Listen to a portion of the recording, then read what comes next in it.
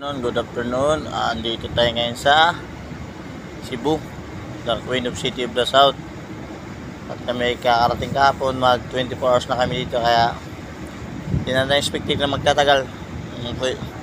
Kung makakauwi lang sana sa aming probinsya dito sa Cebu, mas maganda, kaso makapalis na rin kami. Ayan, kita, tingnan nyo yung Cebu. Ayan, makulimlim siya ngayon kasi dito sa Cebu maulan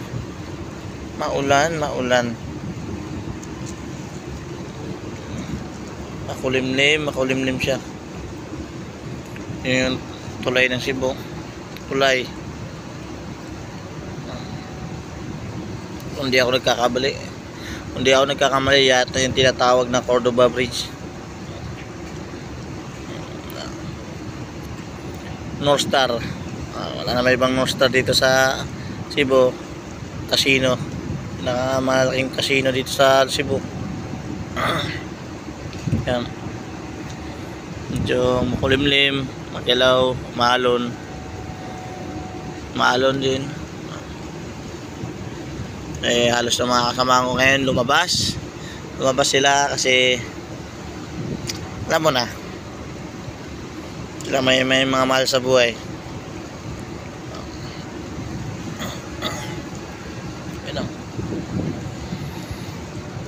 Napakagandang lugar ng Cebu. Fully developed na dahil ito yung resulta ng isang lugar o isang province na walang kaguluhan. Kasi nung galing naman ako sa parte Mindanao, yung Cotabato sa parte Mindanao, medyo naiwan talaga. Kasi alam na natin na may kaguluhan sa kanila at mahirap pagkaisahin yung bansang nagkawatak-watak. Gaya nung sinabi ko nung una, ito sama ng ating mga kapwa Pilipino, kapatid na Pilipino. Yan, yung city niya nandun pa, yung medyo hindi naabot ng aking camera. Yan yung SMC side, kung di ako nagkakamali, yung tower na yan, SMC side. Kaya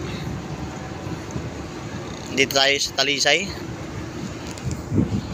Ako ay nasa Talisay at Talisay City Port. Dito yung madaong yung international at yung ang local. Kaya good day sa inyo lahat, magandang hapon at see you next port. Balik to Manila na tayo. Bye.